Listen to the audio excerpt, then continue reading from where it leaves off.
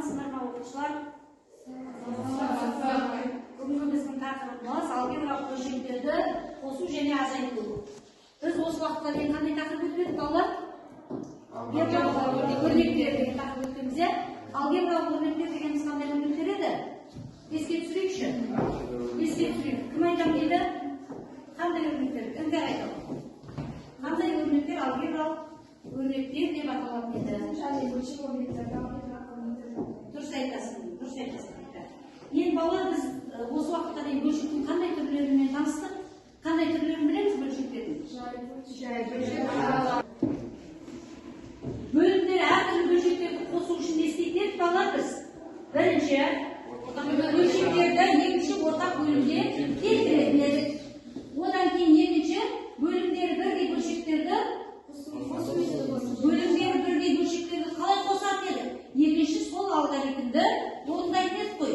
Оны біз бұл өткен сыныптарда барын танысып кеткен болатынбыз, олар. Міне, мысал үшін қараңдаршы, 12-ден 5, 15-ден 7 бұл қандай бөлшектер? Жай бөлшектер. Бөлімдері қандай? Бөлімдері әртүрлі. Бөлімдері әртүрлі бөлшектерді қосу үшін бірінші, мына алгоритмнің бірінші ережесі бойынша. Яғни бөлімдері әртүрлі бөлшектерді ортақ бөлімге келтіріп аламыз.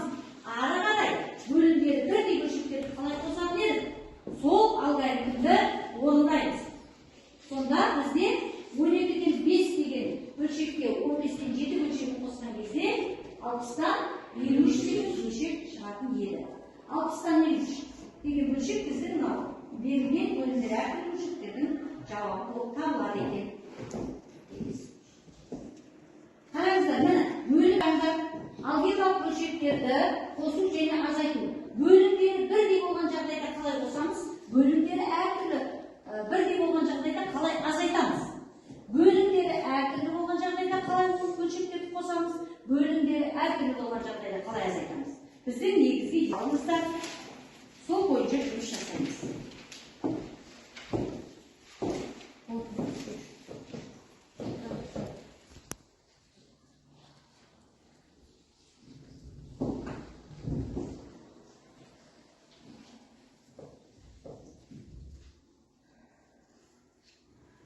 Қазір осы келтірілген балалар, мына берілген жаңағы өтілген жаңа тақырыпты ой қозғау ретінде бірнеше мысал келтірілген. Осының ішінен алгебралық бөлшекті табыңыздар дейді. Қайсысы деп ойлайсыздар? Қараңыздар. Берілген бірнеше бөлшектің ішінен біз алгебралық бөлшекті табуымыз керек.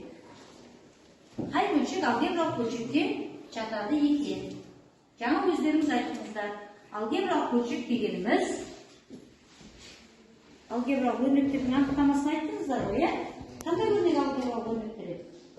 Бүтін және бөлшек өрнектер туралы бөлшекті алгебралық өрнек деп атайтын еді. Қайсысы жатады екен? Бірінші мысал және бесінші мысал жатады екен. Бірінші және бесінші мысал алгебралық өрнекке жатады. Мына берілген тақырыптағы тапсырманы жұптық тапсырма ретінде қазір орындаймыз. Бүгінгі өтілген тақырыптың ары қарай қаншалықты түсінгенімізді, деңгейлерімізді анықтау барысында мына өрнектерді қазір жұптық тапсырма ретінде орындаймыз. Келесі жұптар сол тапсырманы не істейміз? Келесі жұп тексереді. Бұл жұптасу тапсырмасы.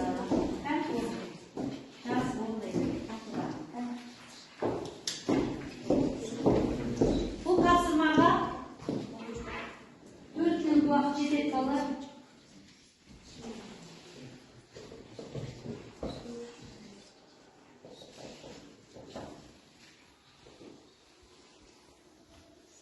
Әр жұп 2 тапсырмадан орындаңыздар.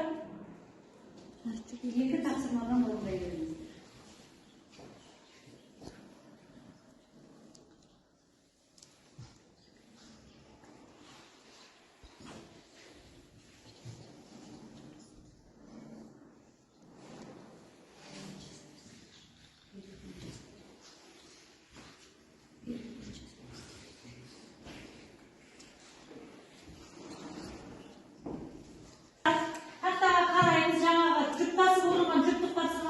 жауаптарын тексеріңіздер.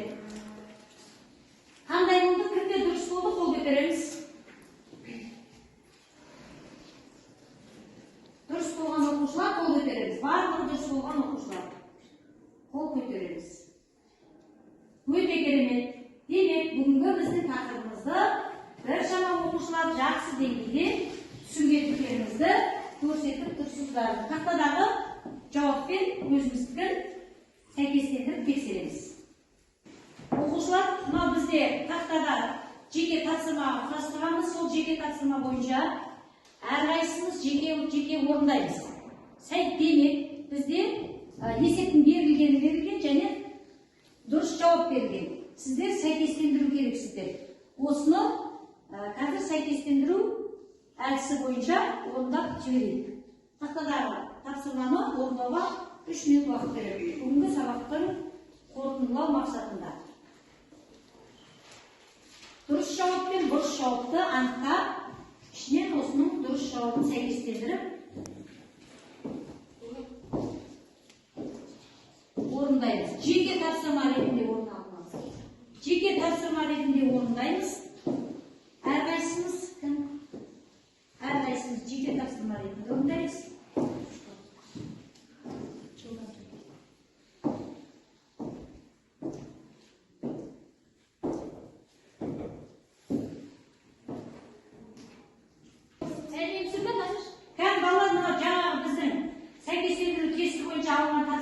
Жеке тапсырма бойынша дұрыс жауап тақтада тұр, дұрыс жауаппен салыстырыңыздар. Кімдікі дұрыс болды? Қол көтереміз. Кімдікі дұрыс болды? Қол көтереміз. Ерасылдікі дұрыс болды, Аярудікі дұрыс болды, Айдыңыздікі дұрыс, Ұлдананікі дұрыс, керемет. Даниеланікі дұрыс, керемет. Айда дұрыс екен, бір қате бар ма? Іңкәрдікі дұрыс екен, Саматтікі дұрыс екен. Керемет. Қалған оқушылар үй тапсырмасын орындауда ережелерге басты назар аударамыз. Жарай ма? Қай жерден қате кеттіңіздер, сол қате кеткен жерлеріңізді ережелерге тағыра бір үйге барғаннан кейін көңіл аударып, жақсылап жаттауға тырысамыз. Үйге тапсырма. Так, сонымен балалар, бүгін біздің тақырыбымыз алгебралық бөлшектерді қосу және азайту деген тақырыптың мақсаттарымен танып, түсініп, есептерді шығарып үйрендік. Солай емес па? Яғни, біз алгебралық бөлшектерді бөлімдері әртүрлі болған жағдайда қалай қосамыз? Бөлімдері әртүрлі болған жағдайда, бөлімдері бірдей болған жағдайда қалай қосамыз? Соның критерийлерін қарастырдық. Иә балалар? Әртүрлі болған кезде қалай қосады екенбіз бөлшектерді?